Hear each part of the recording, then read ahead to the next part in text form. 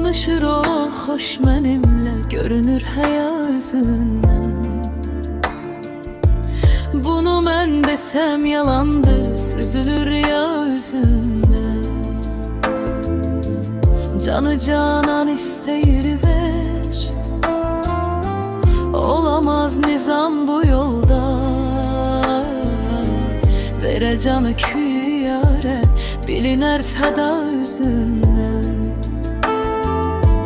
Değişib yerin fənası, həmi göy bulut fəzası. Nə gözəl dalışıqdır, çəkilir səma üzündən. Çəkirəm yükün əzizdir, səbəb ol inanmağımdır. Sənə etibar etdim, güvənim vəfa üzündən.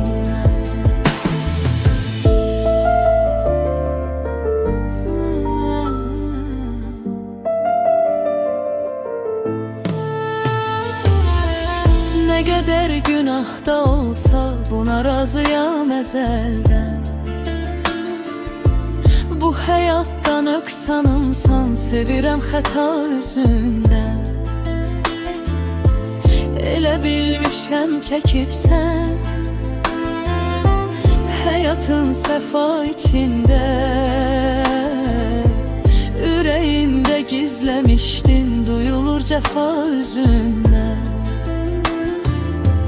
Raufa ağır gəlibdir, ödəyir bədəl yolunda. O sənin cəhənnəmində, çəkirəm cəza üzü.